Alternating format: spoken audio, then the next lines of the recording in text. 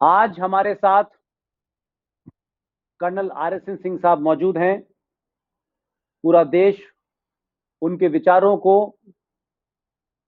उनके इंटरप्रिटेशंस को बहुत अच्छी तरह जानता है। रक्षा मामलों के विशेषज्ञ हैं, रणनीतिकार हैं और ऐसे तमाम मसले जब देश के सामने उठे जो इस वक्त इजराइल और एक आतंकवादी संगठन हमास के बीच में है, जिसे कई इस्लामिक देशों का समर्थन प्राप्त है। दूसरी तरफ चाइना ने जिस तरीके से अपनी विस्तारवादी नीति के तहत एक जैविक युद्ध या बायोलॉजिकल वॉरफेयर शुरू कर रखी है, उस बीच में इस्लाम का जो एक महीना आता है रमजानों का, जिसे बड़ा पवित्र कहा जाता है, और उस पवित्रता को हमने देखा कि जंगे बद्र भी उसी रमजान में हुई और भारत के कॉन्टेक्स्ट में 16 अगस्त 1946 को संयुक्त बंगाल के अंदर उन्हीं रमजानों के जमाने सोहराबुद्दीन ने किस तरीके से हिंदुओं का कत्लेआम किया। और कश्मीर में बार बार जब ये रमजान का महीना होता है तो ये तमाम मक्कार और मुनाफिक मुसलमान हिंदुस्तान के भारत की फौजों से कहते हैं कि उन्हें सीज फायर कर देना चाहिए, लेकिन रमजान के महीने में पूरा पाकिस्तान हिंदुस्तान के मुसलमानों को और हिंदुओं को वहां मारता है, उससे सीज फायर करने के लिए नहीं कहते। और आज भी रमजान के दरमियान और ईद के पास दुनिया के सबसे खूनखार मुसलमानों के इस्लाम के आतंकवादी ग्रुप हमास ने जिस तरीके से इजराइल की भोली भाली जनता के ऊपर हमला किया। आज की बातचीत इसलिए महत्वपूर्ण है कि इसके दो डायमेंशन हैं। एक डायमेंशन तो सिंह साहब यह है कि चाइना ने जो जैविक युद्ध, जिसके बार बार कहा जा रहा है, आप भी कह रहे हैं और सबसे पहले कहने वाले आप हैं, उसके बाद में GD बख्शी ने कहा और दूसरे लोग कह रहे हैं कि ये जो सेकंड वेव के बारे में बताया गया, ये कुछ अजीब किस्म की वेव है जो चाइना से जिनके रिश्ते बेहतर नहीं हैं या चाइना जिनसे बहुत टसल की पोजीशन में है, ये सेकंड वेव वहीं आ रही है।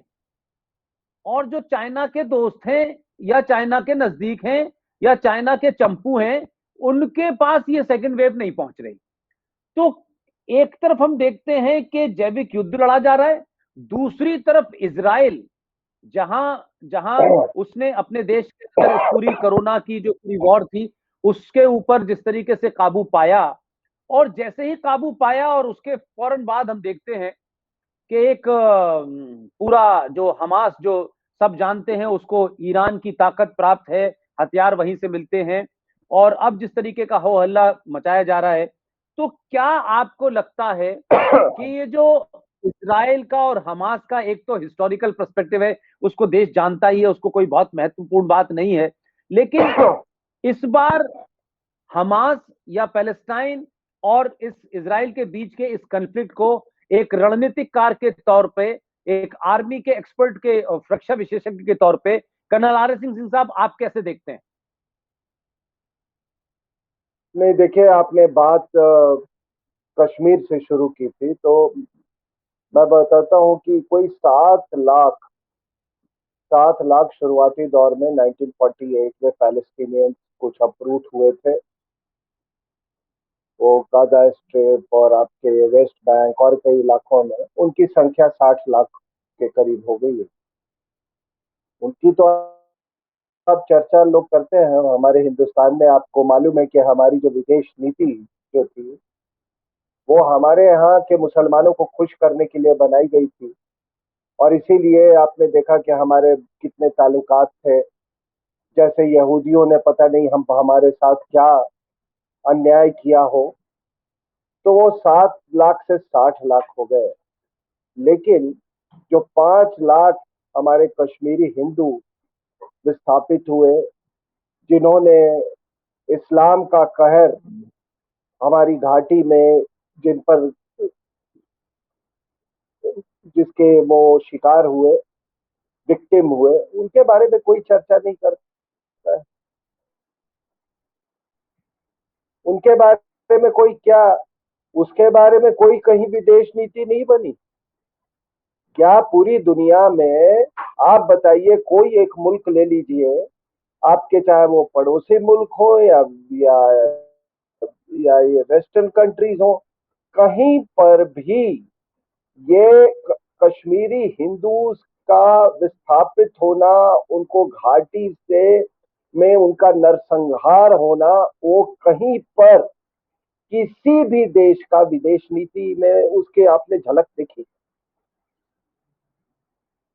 देखिए आपने जी, आपने नहीं देखे ना। कभी श्रीलंका नहीं। की तो झलक, उसकी गूंज तो चारों दुनिया में घुस गई। श्रीलंका की एलटीटी की गूंज तो सारी दुनिया में थी। आप वो लंदन में उनका हेडक्वार्टर बना, फिर वहां से पेरिस गया और तमाम चीजें, लेकिन इसकी गूंज तो आपने कहीं देखी नहीं देखी। तो कहीं पे ये कमी तो हमारे और आप में है ना, और कहीं तो हमारे जी, कमी हमारे सनातन भाइयों में, भाइयों बहनों में। इतने खुदगर्ज, इतने खुदगर्ज। और अगर आप इतने खुदगर्ज रहेंगे तो अगली अगली बारी आपकी है। ये मत भूलिएगा, ये मत भूलिएगा। मैंने आपने इस बात से शुरुआत की तो इसलिए मैंने कहा कि इसका जिक्र जरूरी है कि पैलेस्टीनियंस के लिए तो इतना आपका दिल धड़कता है, कश्मीरी हिंदुओं के लिए आपका दिल कभी नहीं धड़का। पैलेस्टाइन की गूंज कश्मीर में घाटी में होती थी, वो भी इंतफादा बोलते थे। ये संगबाजी जो आपने देखा, ये स्टोन पेल्टर्स, वो सारा ज्ञान वहीं से हासिल किया था। तो यहाँ पैलेस्टीन की गूंज थी, लेकिन हिंदुओं की गूंज कहाँ थी? मैं इस बात से, आ, ये मेरा सवाल है, अपने ही लोगों से नहीं सवाल। सर, इसमें जो इसमें हिंदू तो छोड़िए, के छोड़ भी दीजिए, अहमदियाओं के लिए कब आवाज उठाई, शियाओं के लिए कब आप आवाज वही, उठाई पाकिस्तान में? हाँ, वही वही मैं कह रहा हूँ, वही मैं कह रहा हूँ। अब आपका दूसरा जो बड़ा अच्छा सवाल था कि ये जैविक युद्ध का, तो जैविक युद्ध का मैं इसके तीन सेंटर देखता हूँ। एक सेंटर है इसका, आपको अमेरिका। आपने देखा कि किस तरह से वहां महामारी हुई, उस महामारी के कारण किस तरह से ट्रंप को निशाना बनाया गया। और ट्रंप को निशाना बनाने के बहुत सारे कारण थे।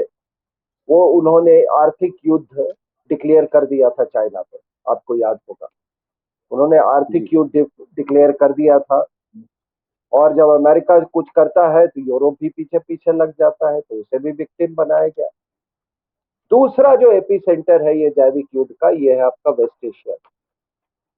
और उस वेस्ट एशिया में ये इसराइल भी एक एपी सेंटर है। और तीसरा है भारत।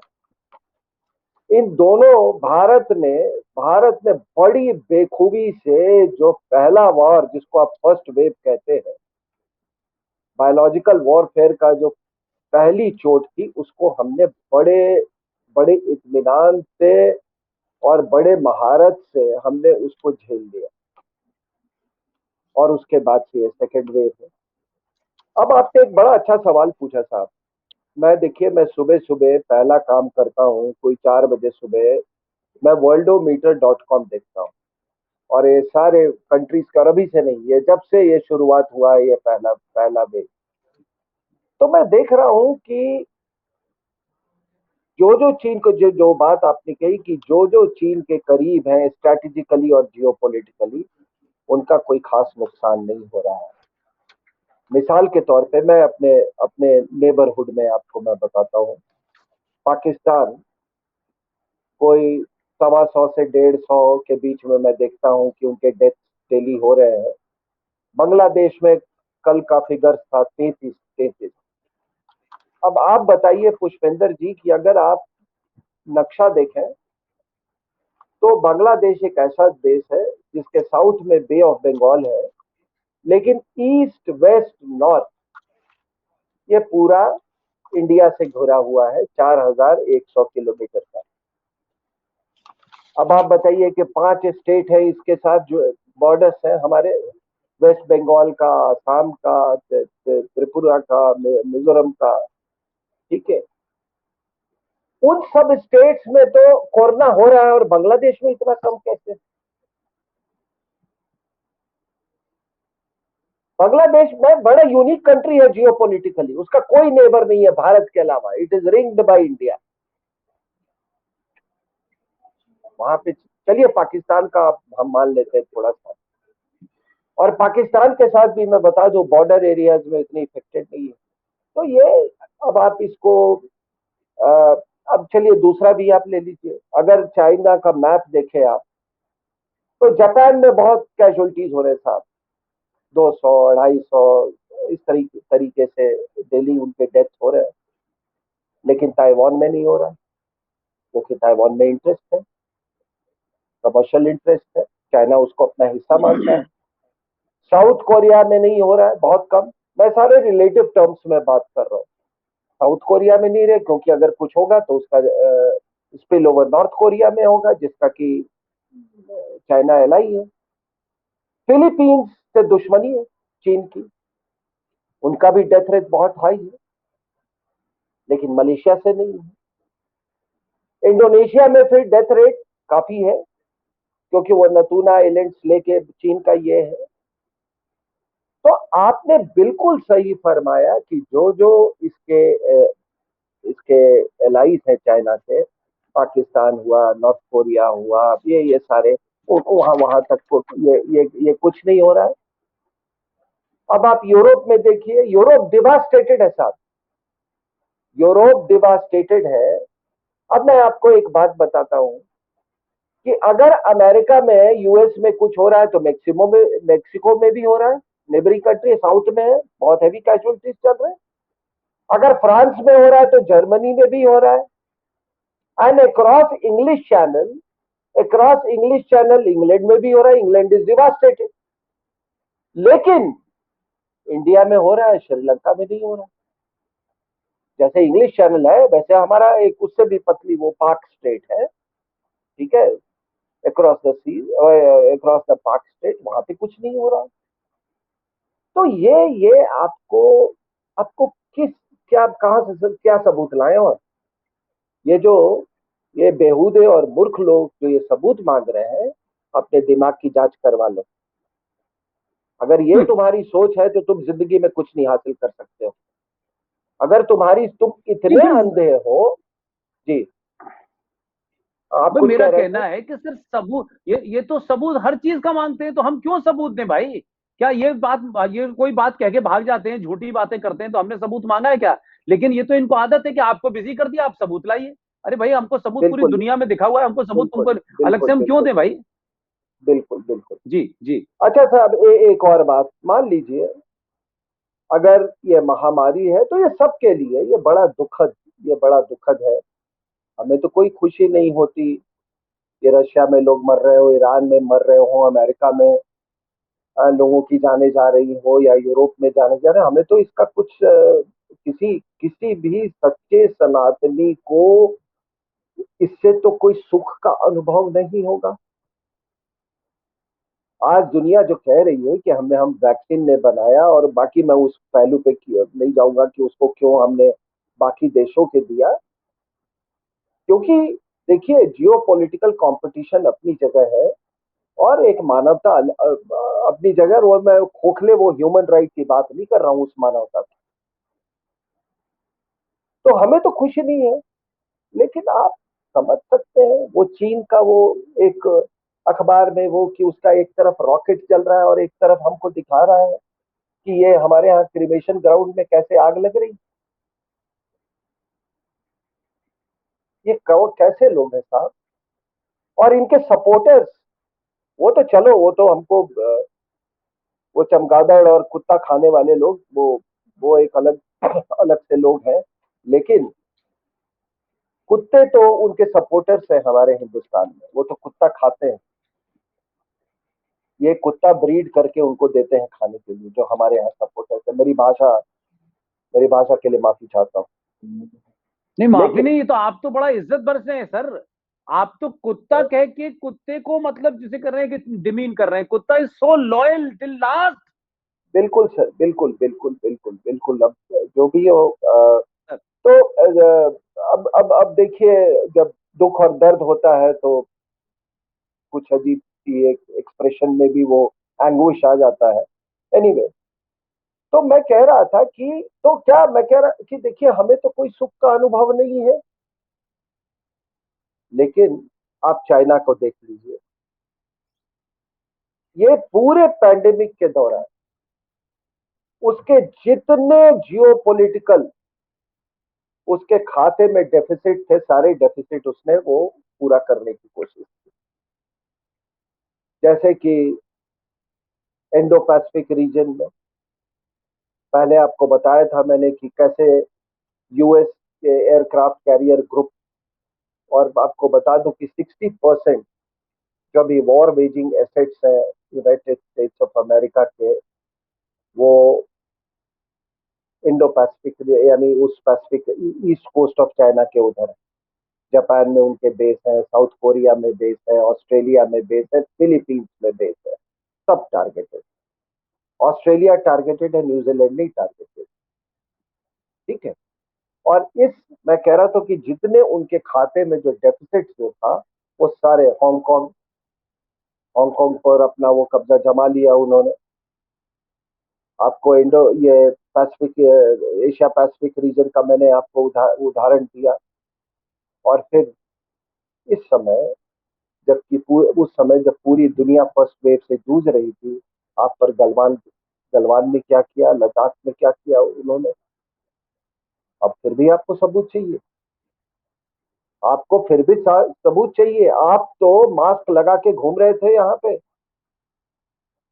सोशल डिस्टेंसिंग की बात हो रही थी, मास्क की बात हो रही थी, लॉकडाउन की बात हो रही थी, और वाजिब है, बात होनी भी चाहिए, एहतियात बिल्कुल होनी चाहिए। लेकिन कभी सोचा था कि इस महामारी में जो हमारे जवान लाइन ऑफ एक्चुअल कंट्रोल में है, जो गलवान में है, हॉट स्प्रिंग में है, या वो पेंगोंगसो में है, वो भी तो कोरोना से ग्रसित हो सकते हैं, वो किसी के बच्चे हैं। उसके बारे में तो आपने सोचा नहीं। लेकिन मैं आपको बता दूं, ये गलवान में जो हुआ, मेरे अनुसार ये तो बड़ी छोटी घटना थी सर। बड़ी घटना ये है कि आज पूरा देश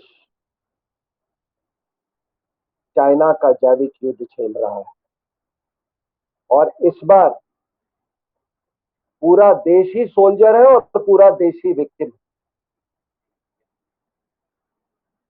पूरा देश सोल्जर है और पूरा देश विक्टिम। जिन लोगों ने अपनी जान दे दी, क्या और कितने, आपसे मेरी बात हो रही थी, कितने शानदार, कितने शानदार लोग हमारे हमारे बीच में नहीं रहे, कितने शानदार चले गए। कोई वैज्ञानिक, तो कोई साहित्यकार, कोई म्यूजिशियन। इतना दर्द हुआ मुझे। वो पंडित देबू चौधरी, एक खबर आई कि वो कोरोना के शिकार हुए, और दो चार एक हफ्ते के बाद आई कि उनके बेटे, जो उनके शिष्य भी थे अपने पिता के, उनका भी देखा। तो मैं ऐसे कई कई कई उदाहरण है, कई उदाहरण है। तो ये जैविक युद्ध ये कहाँ थमेगा मुझे भी नहीं मालूम, क्योंकि मैं जब मैं ये इसको मैं अपने फिगर्स एक्स्ट्रापोलेट करता हूँ और एनालिसिस करता हूँ, तो मुझे भी ट्रेंड नहीं मालूम। मैं ट्रेंड के बारे में कुछ भी नहीं कह सकता।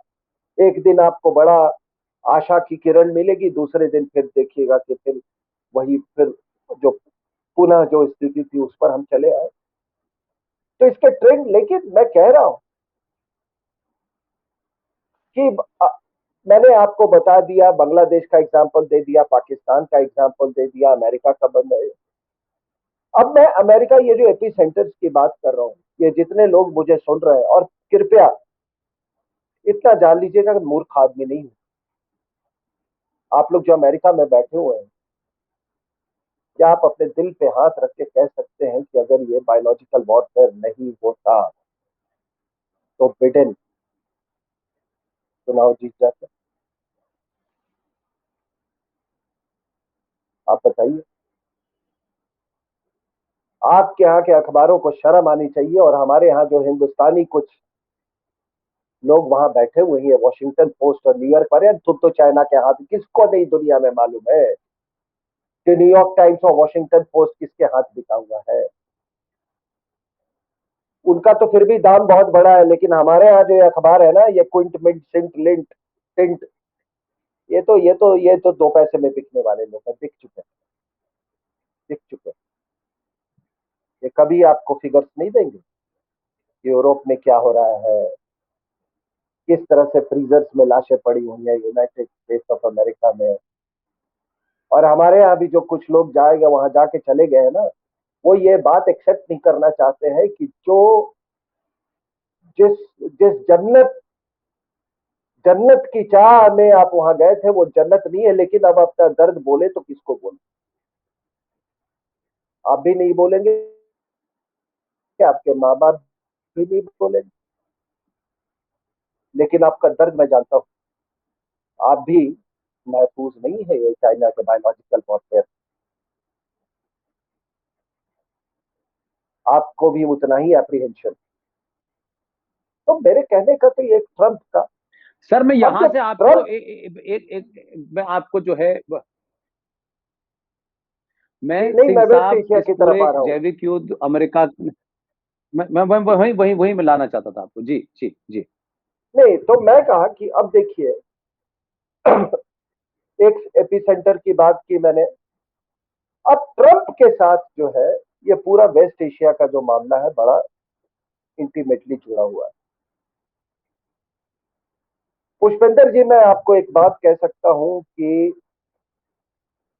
जहां तक वेस्ट एशिया का सवाल है, as an American president, Trump was brilliant in his West Asia policy.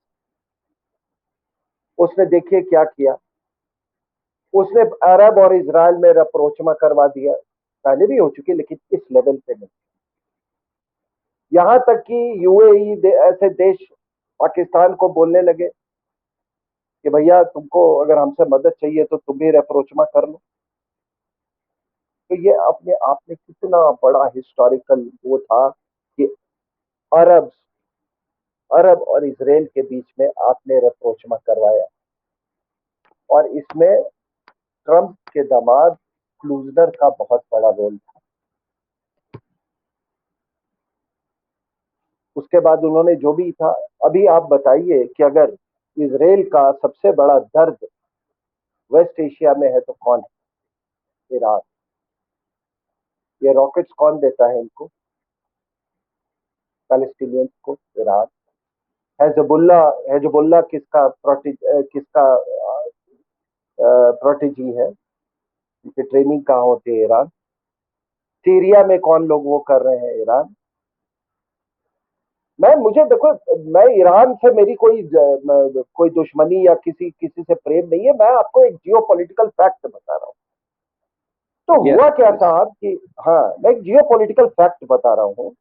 और आपको मालूम होगा कि ये, अगर इतिहास में आप चले जाए तो आपको मालूम है कि जूइश नेशनलिज्म और अरब नेशनलिज्म का एक साथ उदय हुआ। अरब नेशनलिज्म का तुर्की के खिलाफ हुआ था, आपको मालूम है, फर्स्ट वर्ल्ड वॉर के बाद उस समय।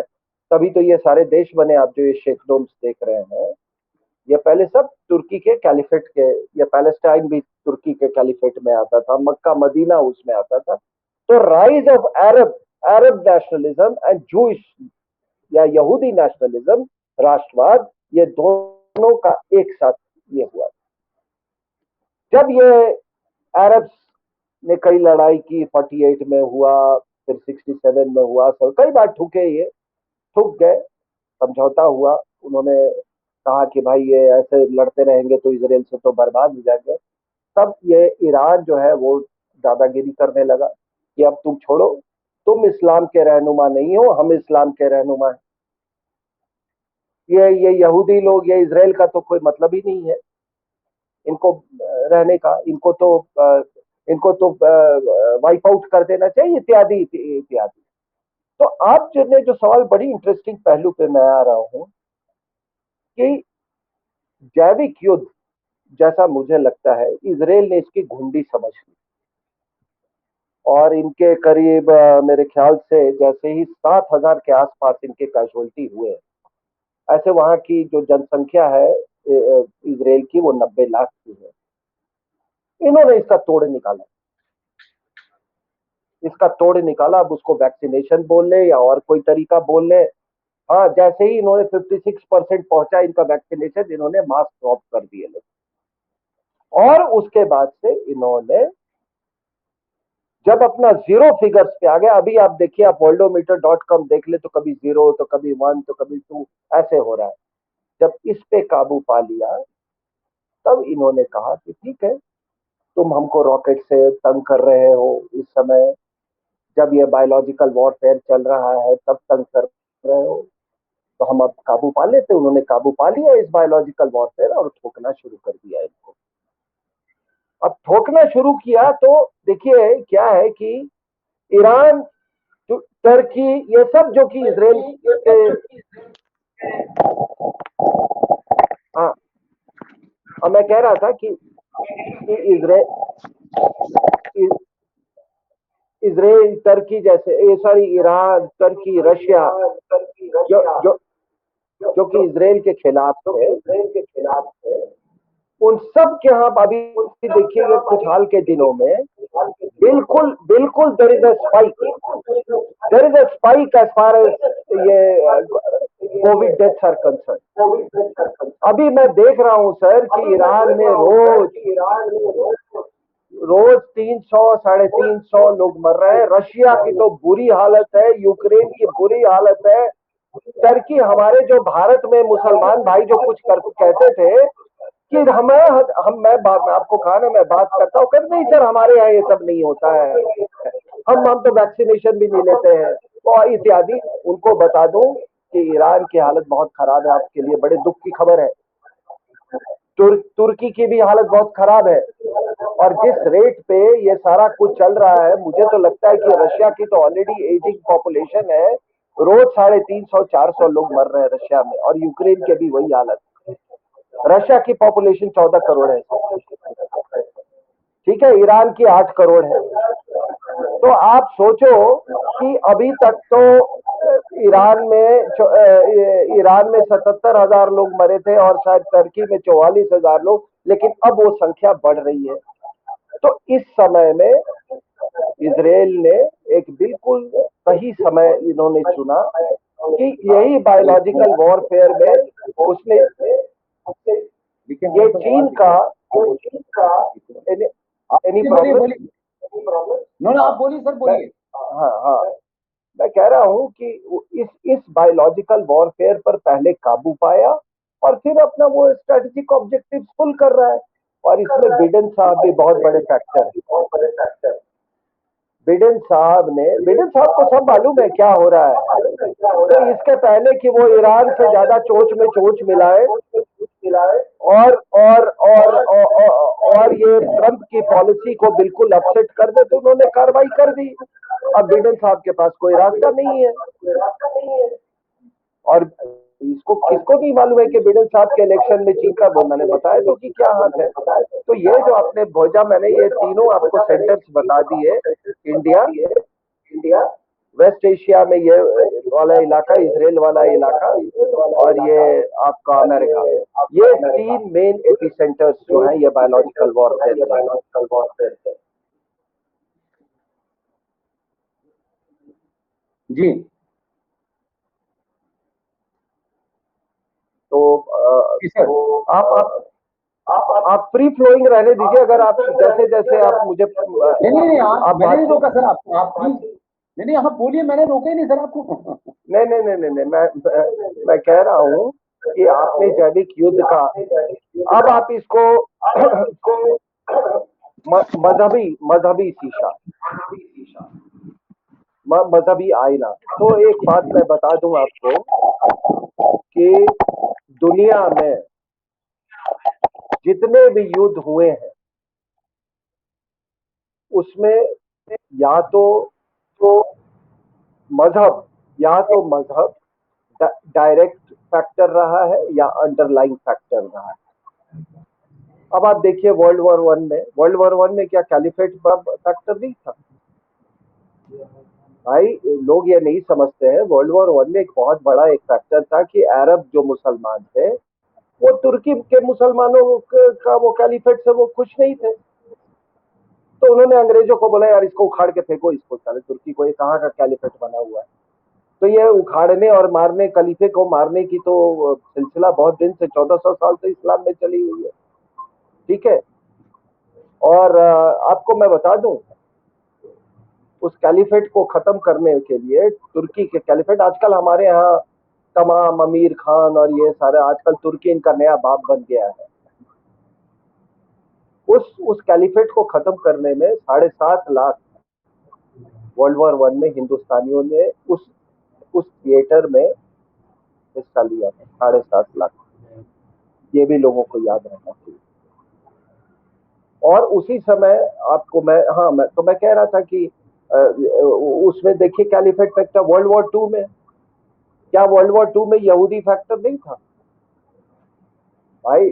जूइश जो होलोकास्ट हुआ था वो क्या फैक्टर नहीं था? क्या इंडो पाकिस्तान, भारत और पाकिस्तान, और by the way world war 2 के बाद दो नए कंट्री बने, एक इस्लाम के नाम पे पाकिस्तान, और यहूदियों को एक कंट्री मिला, इसराइल। फिर आप किस किस सेकुलरिज्म की बात करते हैं? क्या इंडिया पाकिस्तान के वॉर्स हैं उसमें मजहब फैक्टर नहीं था? अब आप मुझे मत ये ज्ञान दीजिएगा कि वो क्या कर्नल उस्मानी और अब्दुल हमीद, वो ज्ञान मुझे मालूम है, उन्होंने कोई गारंटी नहीं ले रखी थी पूरे मजहब की। ठीक है ना? बड़े बहादुर लोग थे, बड़े पूजनीय लोग थे, लेकिन उन्होंने कहीं नहीं लिखा है कि हम गारंटी लेते हैं। तो इसलिए ये ज्ञान देना बंद कीजिए अगर आप देते हैं तो मैं कह रहा हूँ कि अगर इंडो पाक वॉर्स में आप देख लीजिए 70, क्या उसमें मजहब फैक्टर नहीं था? बहुत कम लोगों को इस बात का एहसास है कि इंडिया श्रीलंका में जो प्रॉब्लम हुई और हमको आईपीएफ को इंटरवीन करना पड़ा, वो पूरे नॉर्दर्न श्रीलंका में, पर्टिकुलरली नॉर्दर्न श्रीलंका में, ईस्टर्न ट्रिकोमली सेक्टर की नहीं बात कर रहा हूँ, नॉर्दर्न श्रीलंका में चर्च एक बहुत बड़ा फैक्टर है।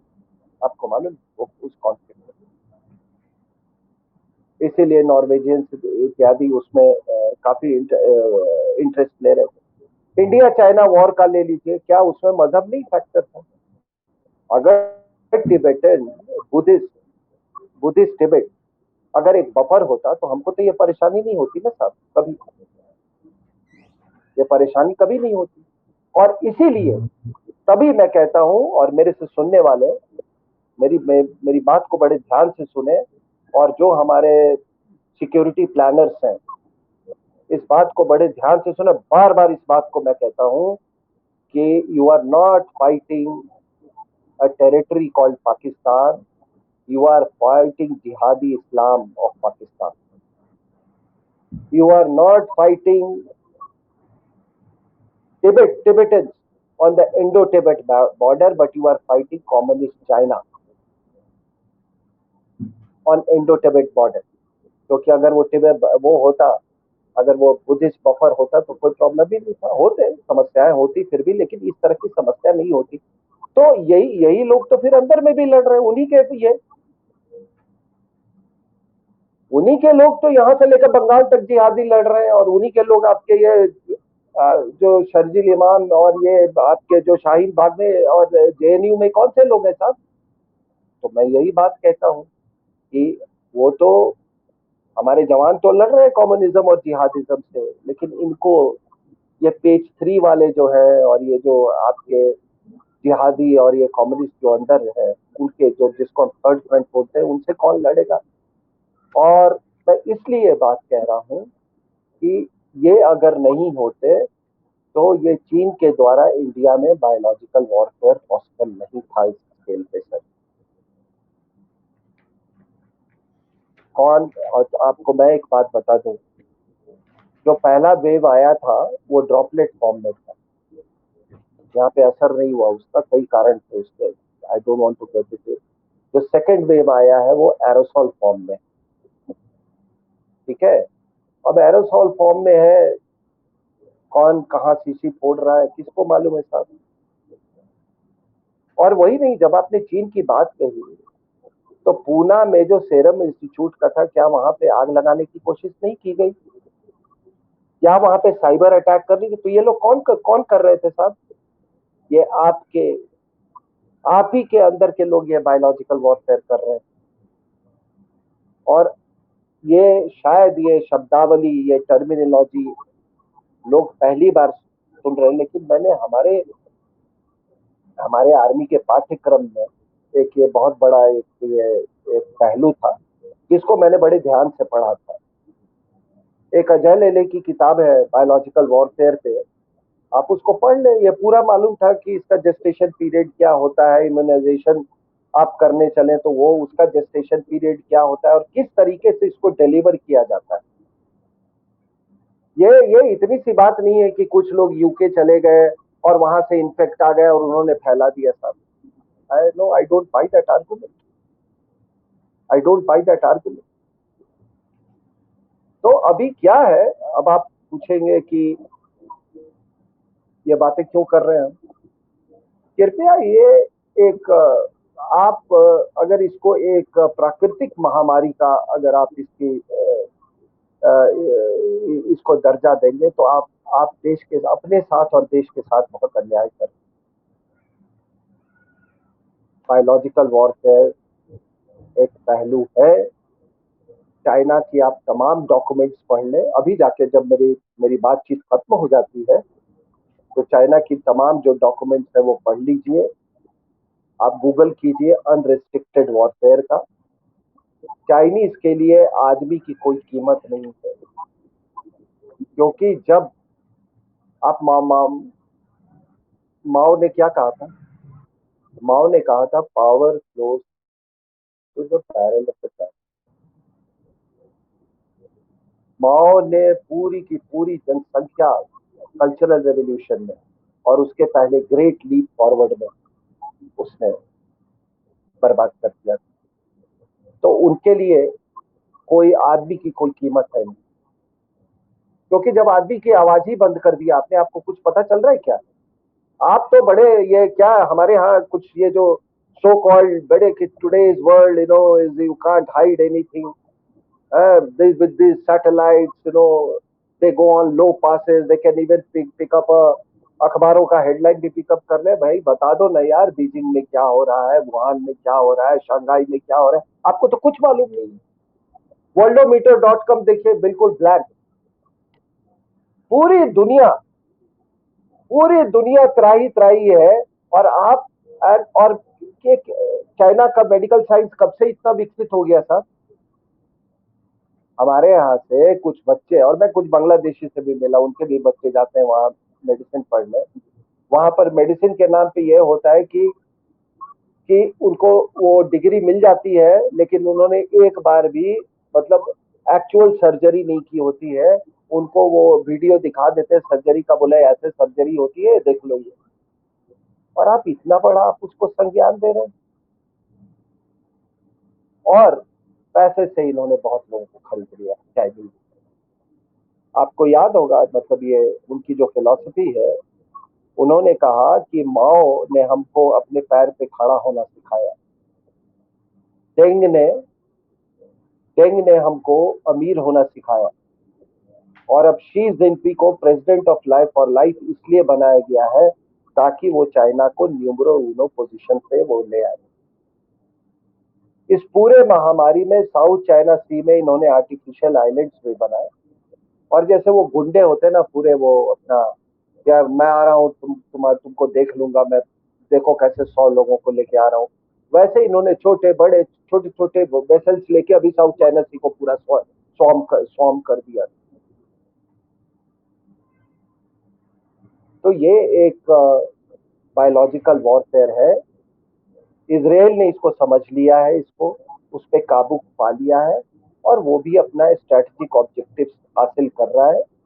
मेरे इंडियन प्लानर्स से मेरी अनुरोध है, अब देखिए, मैं उम्मीद नहीं करता हूं कि कोई पॉलिटिकल पार्टी का रिप्रेजेंटेटिव इतनी खुल के बात करेगा, क्योंकि उसको कहीं ना कहीं से डायरेक्शन मिला हुआ है यार कि ये बात अभी मत उठाना। लेकिन आरएसएन सिंह तो कोई पॉलिटिकल पार्टी में है नहीं, जीडी बख्शी को तो है नहीं, अब हमारी जो भी क्रेडिबिलिटी हमारे सुनने वाले माने तो अच्छी बात, नहीं माने तो फिर आई कांट हेल्प इट। लेकिन हमने आपको तथ्य दे दिए हैं। पूरा बांग्लादेश आता है यहाँ पे हिंदुस्तान में ट्रीटमेंट के लिए। आप चले जाइए गुड़गांव के अस्पतालों में और ये दिल्ली के अस्पतालों में, आपको कितने बांग्लादेशी मिले, और उनके यहाँ डेथ नहीं हो रहे हैं, लेकिन इंडिया में हो रहे हैं। और अभी उनका फॉरेन मिनिस्टर चाइना का धमकी दे रहा है कि अगर तुमने कोर्ट्स ज्वाइन किए तो तुम्हारी ऐसी की तैसी कर देंगे, यानी कि तुम पर भी सीसी फोड़ देंगे।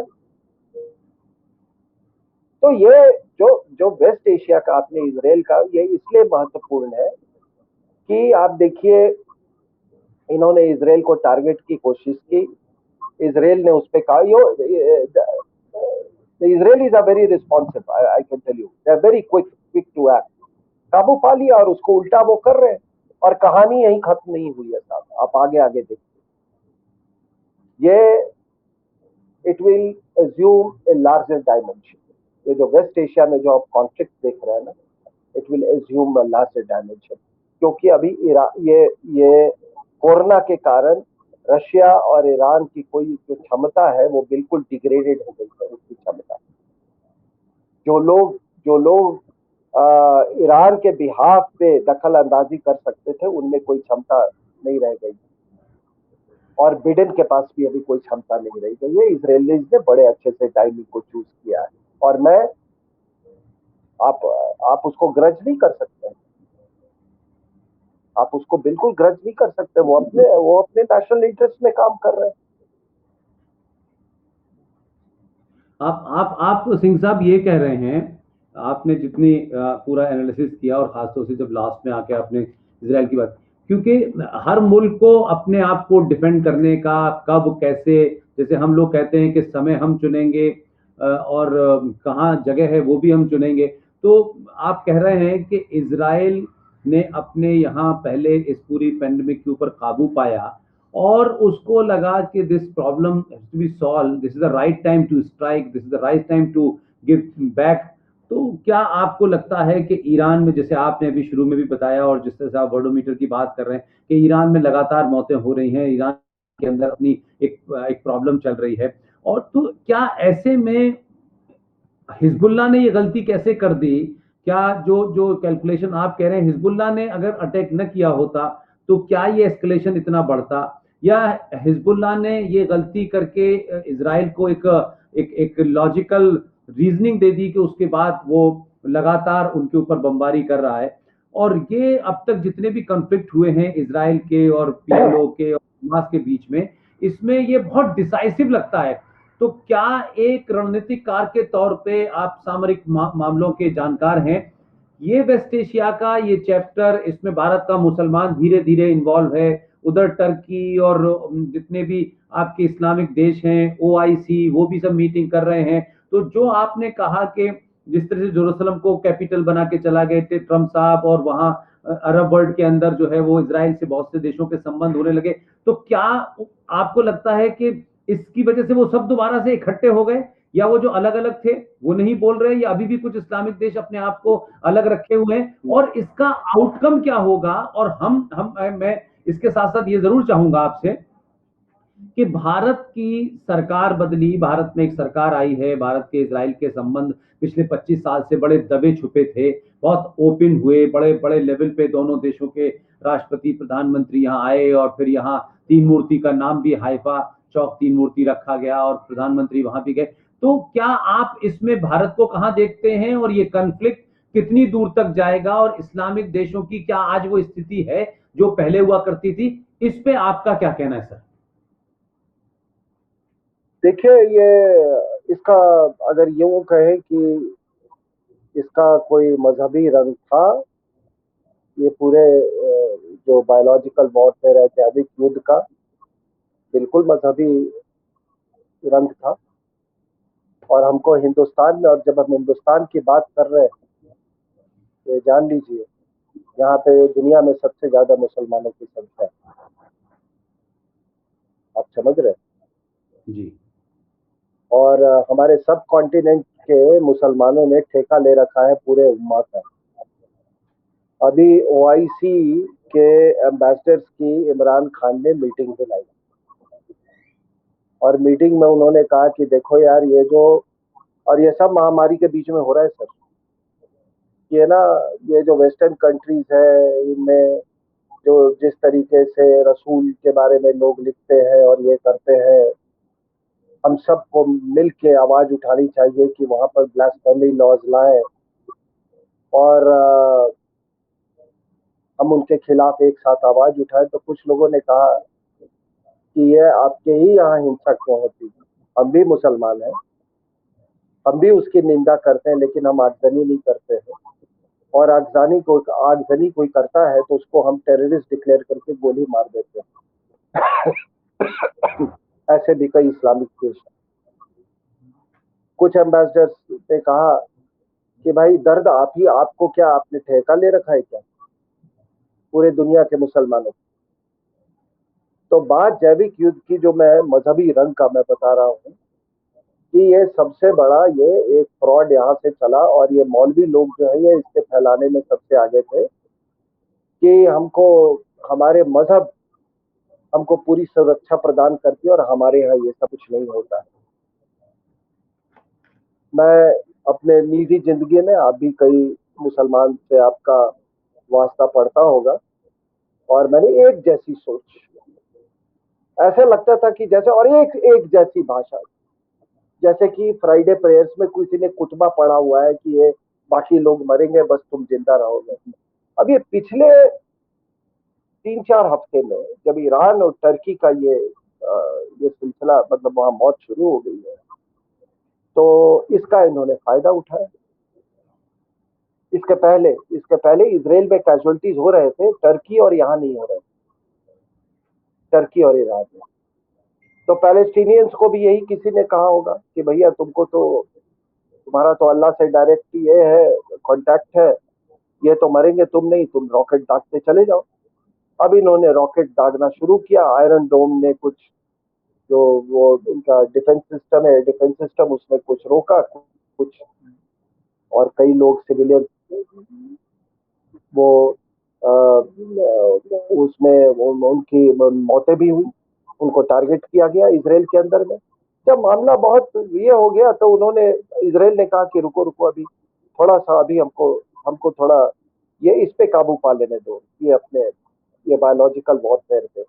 और शायद ईरान ने भी कहा होगा इनको कि ये सही वक्त है, कर दे इसको, अभी करने, रॉकेट तो वही देते हैं ना सर। तो उन्होंने ये एस्केलेट किया। इन्होंने कहा कि अच्छा रुको, पहले इस पे हम इसको थाम लेते हैं। उन्होंने, वो कामयाब हो गए, उसके बाद उन्होंने ठोकना शुरू कर दिया। अब जब ठोकना शुरू किया है तो लोग घड़ियालू आंसू ना बहाएं, समझे ना। और आपने भारत की नीति के बारे में ये कहा, भाई हमारा यहूदियों से क्या झगड़ा है? हमारा कोई झगड़ा नहीं है। उन्होंने तो हम पर कभी, हमसे जजिया तो लिया नहीं यहूदियों ने, हमारा कोई ये नहीं है। हम तो एक यहूदी के जानते हैं भाई, जिसको यहूदी बेनोहीन, एक उन्होंने इंडियन क्लासिकल म्यूजिक को इतना पॉपुलराइज किया, इतना पॉपुलराइज किया कि अगर पॉपुलराइज नहीं करते तो अला रखा साहब अमेरिका और इंग्लैंड में तबला नहीं बजाते। ठीक है ना। The greatest of scientist, the greatest of innovators, the greatest of musicians, ये सब यहूदी हुए। तो हमारा क्या झगड़ा था? जी, व्हाट अबाउट जनरल जैकब? आप कुछ पूछे? वही मैं कह रहा हूँ, व्हाट अबाउट वही मैं कह रहा हूँ।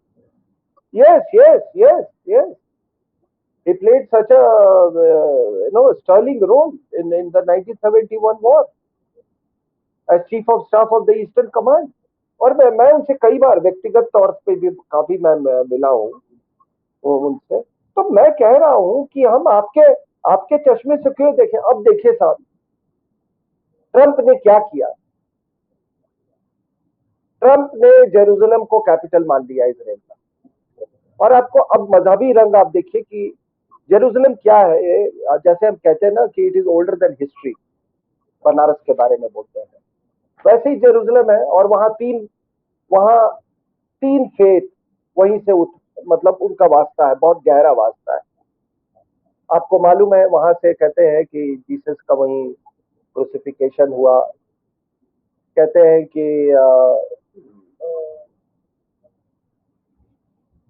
मोहम्मद साहब, पीस बी अपॉन हिम, उन्होंने वहीं से फ्लाइट पकड़ी थी, आखिरी फ्लाइट जन्नत को।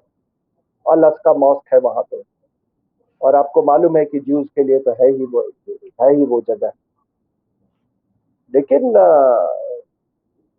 और एक और मैं बात बता दूं कि ये झगड़ा क्या है। झगड़ा है भाई कि वो कहते हैं कि जेकब ने कहा था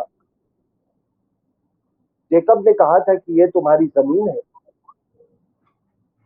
और ये जमीन तुम्हारी ही है, सबसे पवित्र जमीन है तुम्हारे लिए, ये जमीन मैं तुमको देता हूँ।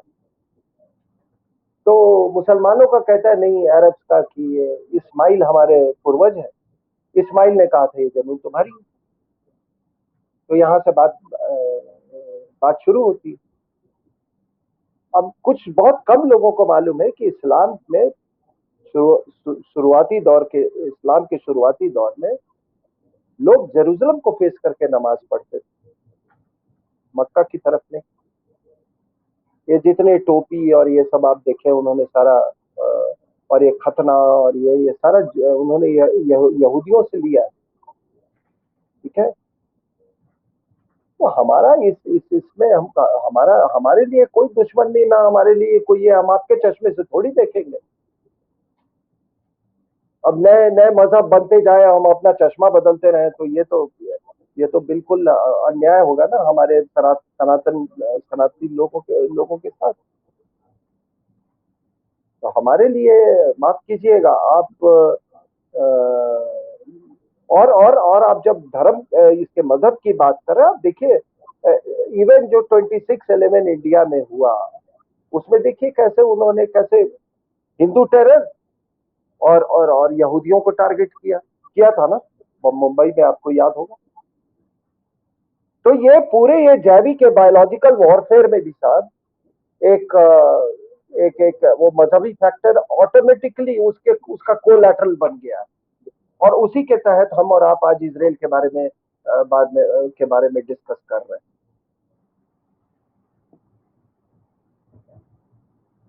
ये यहाँ से बात वेस्ट एशिया में, क्या आपको लगता है कि कोई बहुत डिसाइसिव वॉर की तरफ बढ़ रहा है? बहुत सारे लोग अपने अपने एप्रीहेंशन जता रहे हैं कि साहब ये थर्ड वर्ल्ड वॉर की तरफ बढ़ता चला जा रहा है, और वैसे ही पूरे दुनिया के अंदर एक मायूसी छाई हुई है। तो क्या आपको लगता है कि जिस तरह से इस्लामिक देश तथाकथित ये जितने फ्रॉडियर हैं, जो पहले कभी सऊदी अरब के पास हुआ करती थी, उसकी वो अध्यक्षता वो टर्की के पास चली गई है, तो क्या कोई बड़ा बदलाव, कोई बड़ा आप सोच सकते हैं कि कोई हम देख सकते हैं कोई थर्ड युद्ध की तरफ, थर्ड वर्ल्ड वॉर की तरफ देश दुनिया बढ़ रही है? और अगर ये सब होता है तो भारत कहां तक और कितना सक्षम आपको नजर आता है?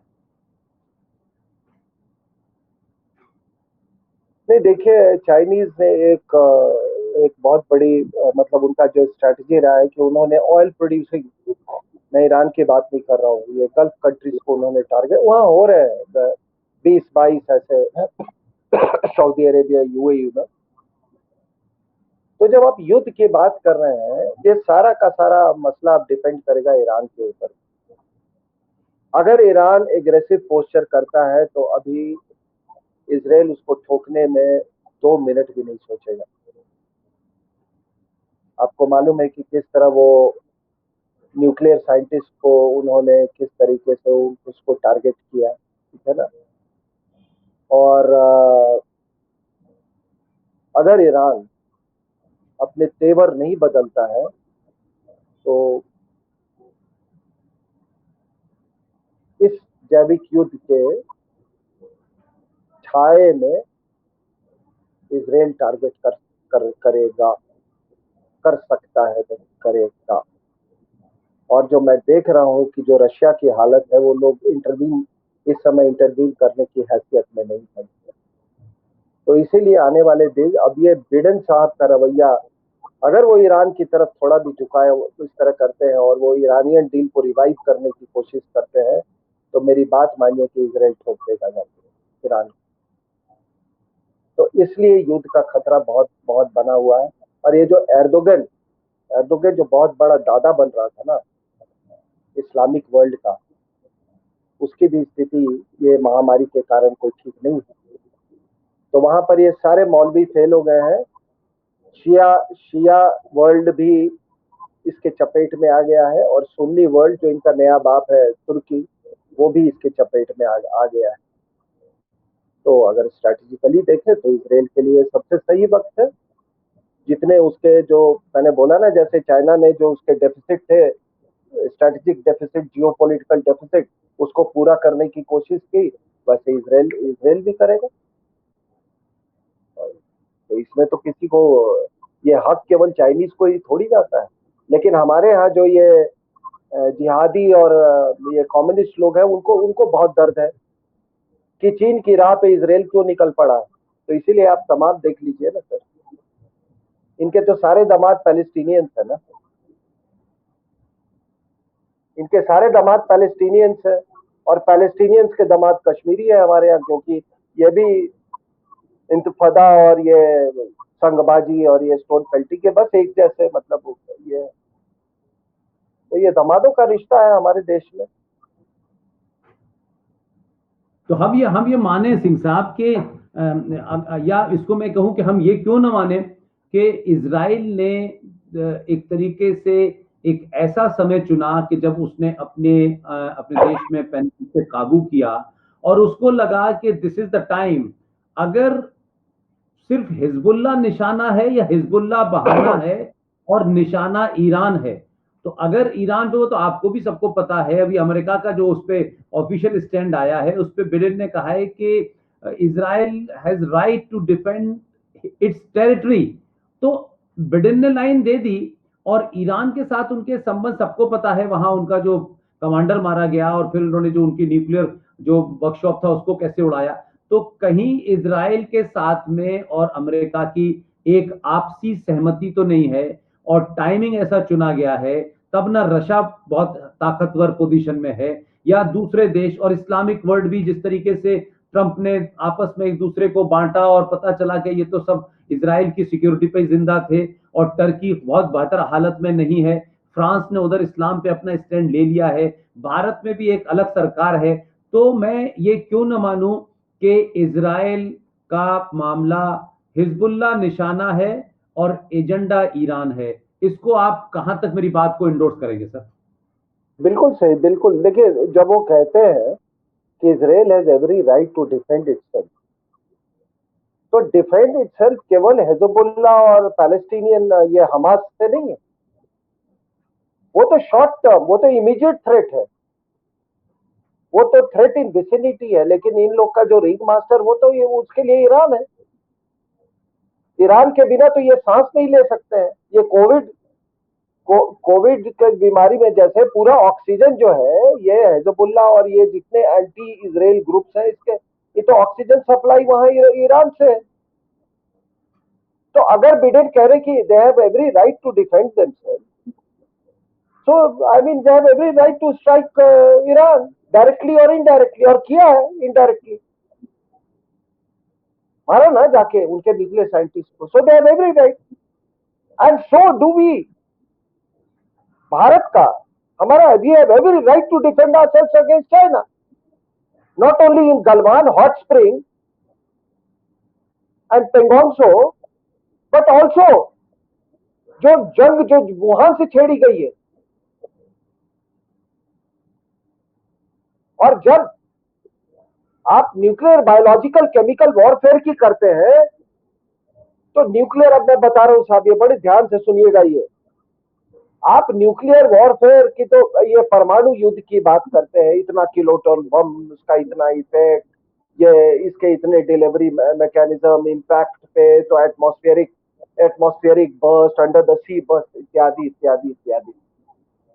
आपने बोला केमिकल वेपन, हाँ, सीरिया में केमिकल वेपन इस्तेमाल किया, सद्दाम हुसैन ने केमिकल वेपन इस्तेमाल किया, ठोक तो चढ़ जाओ इराक पे, उसने रासायनिक वेपन इस्तेमाल किया।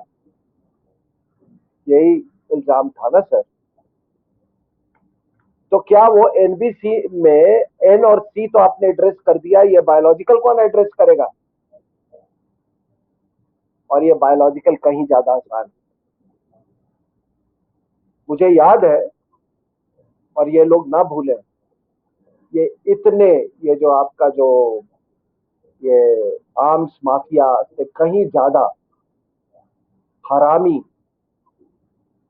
ये फार्मास्यूटिकल माफिया। आपको मैं बताता हूं,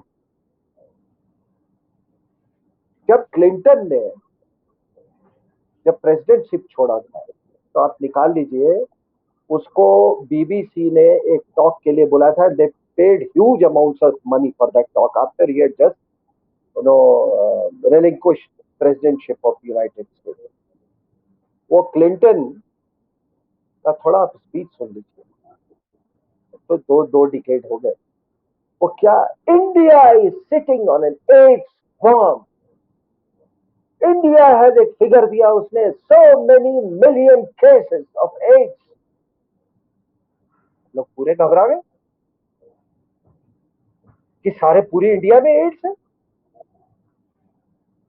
मैं इंडियन डिफेंस रिव्यू का एसोसिएट एडिटर था, तो हमारे उस समय एडिटर थे लेट भरत वर्मा साहब। मुझे बता रहे थे वो कि वॉज ट्रैवलिंग फ्रॉम यूएस, और ये 3-4 अपने नालायक इंडियन, अच्छा दे गॉट फ्रेंडली। तो उन्होंने पूछा आप क्या करते हैं, उन्होंने कहा एक मैं डिफेंस मैगजीन निकालता हूँ क्वार्टरली, जिसका नाम है इंडियन डिफेंस रिव्यू। अच्छा अच्छा। तो उन्होंने कहा अच्छा मुझे कुछ ऐसे 3-4 लोग दे सकते हैं जो आर्टिकल लिखे। तो बोले किस चीज पे? तो उन्होंने कहा नहीं, सारा मसाला हम देंगे, बस उनका नाम होगा। तो क्या मसाला दोगे? तो हम एड्स पे आर्टिकल्स लिखवाना चाहते हैं, अखबार का हम प्लेटफॉर्म भी दे देते हैं। तो याद कीजिए वो एड्स का दौर, कई सेमिनार मैंने दिल्ली में अटेंड किए। उस समय ये एड्स एड्स एड्स क्या हो गया सर, कि इतने कमीने, इतने लीडर, उसी का चाइना ने एडवांटेज उठा लिया।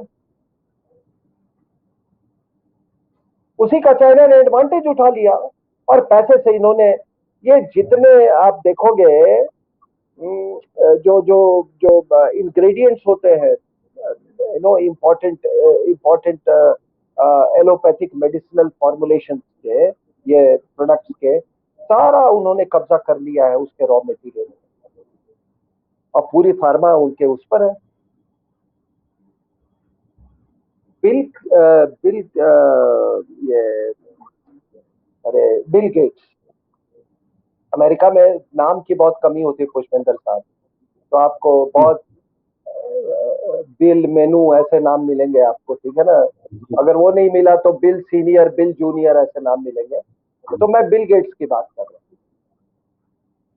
वो तो इतना फिलांथ्रोपिक आदमी, इतना पैसे वाला, उसके क्या लिंक्स है वुहान लैब से आप जानते ही। फाइजर फाइजर पे उसके कितना पैसा लगा हुआ था, और इस महामारी में ही 27 साल के बाद उसकी बीवी ने क्यों डिवोर्स करने के लिए सोचा, थोड़ा पता लगाइए।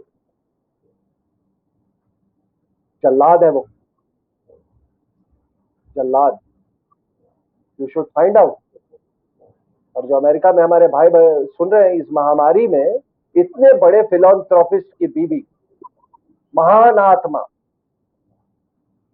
की बीवी ने 27 साल के शादी के बाद उसको छोड़ने की बात की, कोई वजह तो होगा, कोई वजह तो होगा।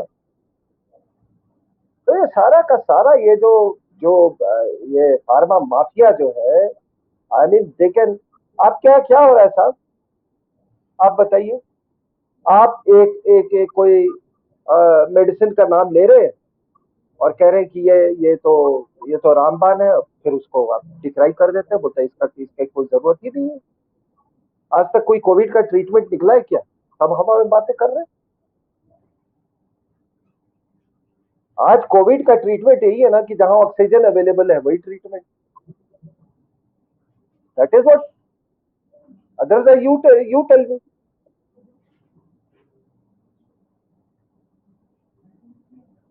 और ये बीमारी पहले आती है, टेस्टिंग की 4 साल पहले आ जाती है। फिर भी आप कहते हैं कि सबूत दो। बीमारी पहले आती है, बाद में आती है, 3-4 साल पहले उसका वो आता है। जिस वुहान जिस कंपनी ने जिस कंपनी ने इसको पैदा किया, ये आपके कोविड को पैदा करवाया वुहान लेवल, वही आपका वो वैक्सीनेशन भी बना रहा है। और ये बड़े क्लियर टर्म्स में है, ऐसी बात नहीं, कोई एम्बिग्विटी नहीं है, एकदम टाइमलाइन है, इट इज अवेलेबल। लेकिन आपको क्या, इनको तो स्मोकिंग गन चाहिए। अब वही बात है कि किसी को बोला यार अच्छा तू इंटरव्यू के लिए जा रहा है, तो बोला कि अच्छा देख, इंटरव्यू वाला अगर एक बार तूने आंसर दे दिया ना तो उसको उस पे अड़े रहना। तो बोला कैसे, पिताजी उसको एडवाइस दे रहे थे, बोला कि अगर जैसे तूने बोला कि बकरी के 3 पैर होते हैं और वो कहता है कि नहीं 4 होते हैं, तू कहना नहीं मुझे तो 3 ही दिख रहे हैं, आपकी आंख खराब है। तो वो वही वाली बात है कि ये फार्मास्यूटिकल जो माफिया है, इट इज डिवास्टेटिंग। अभी क्या आप the amount of money that is going to some firms, sir I don't know what is the reason, nor I want to go into it. इस महामारी में कोई भी भारतीय जो यहाँ पे है, स्पेशली जो कि डॉक्टरी के लाइन में हो या जो मान लीजिए जो उसका एंटीडोट बना रहा हो, वैक्सीन बना, वो इस महामारी में यहाँ से इंग्लैंड चला जाए। Whatever may be the reason, whatever may be the threat, तुम कहां भाग के जा रहे हो यार, कहां जा रहे हो? लंदन तुम्हारे बाप का घर है क्या? तुम कहां भाग के जा रहे हो? तुमको सरकार ने पूरी सुरक्षा दे दी और तुम यहां से भाग रहे हो। और मान लीजिए कोई लंदन से भाग के आपके यहां आया है क्या? कोई अमेरिका से भाग के आया है क्या? ये हर दूसरा बंदा, हर दूसरा नालायक इंडियन जब भी उसको कुछ ये होता है यहां से लंदन चला जाता है। और जबकि लंदन, पूरा इंग्लैंड इस महामारी से वो सबसे ज्यादा बैटर्ड कंट्री है, वहां तुम भाग के जा रहे हो। इस पर किसी ने सवाल पूछा नहीं।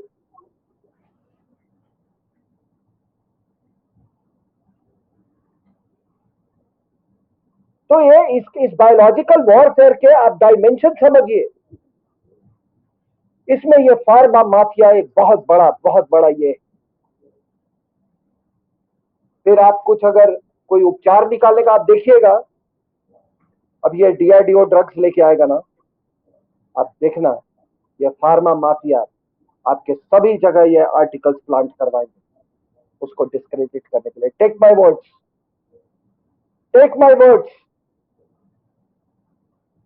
और मैं ये scientific outlook, what is your scientific outlook? क्या वैज्ञानिक आपका वैज्ञानिक आउटलुक? उपचार बताइए। आपका इतना अगर साइंटिफिक आउटलुक है तो अपना उसका उपचार बताइए। आप भी हवा में है। तो जो कोई अगर कोई काम कर रहा है उसको डिक्राई कर दो, उसको रिडिक्यूल कर दो, खुद कुछ करो नहीं।